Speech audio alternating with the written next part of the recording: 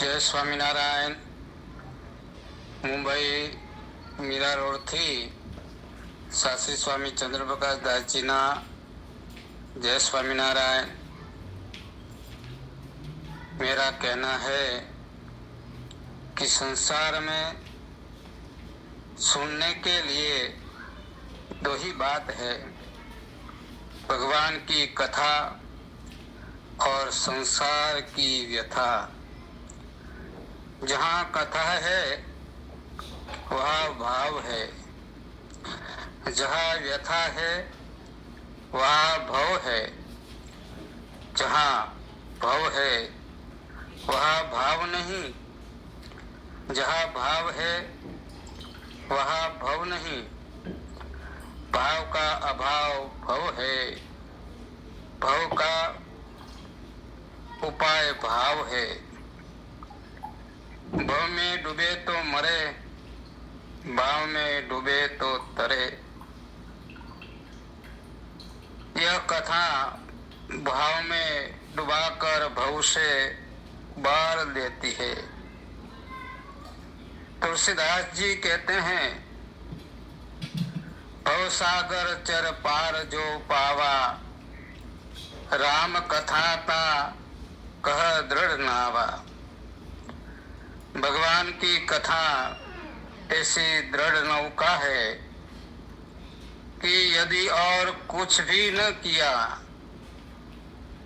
बस इस नाव में भाव सहित बैठ जाइए.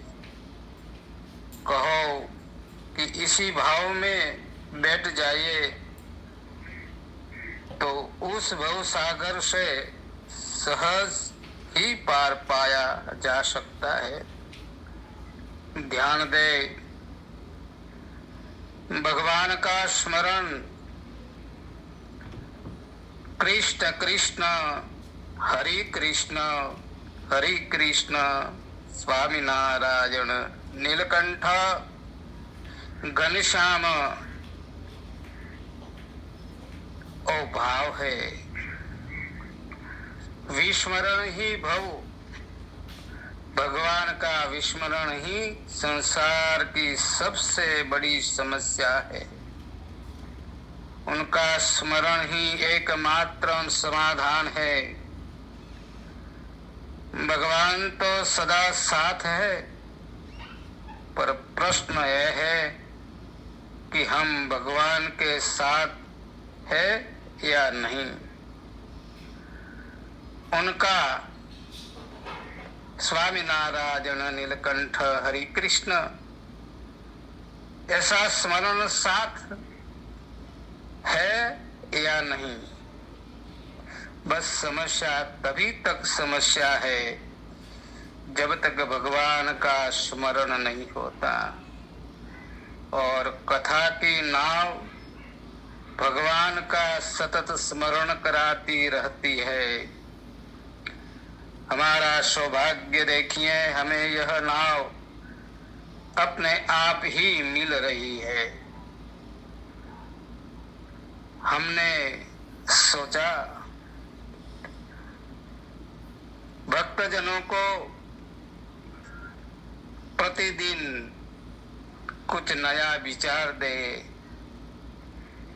नया विचार दे के भगवान में, सदाचार में, शास्त्र में, संत आचार्य महाराज में, भगवान का स्वरूप में दृढ़ता हो,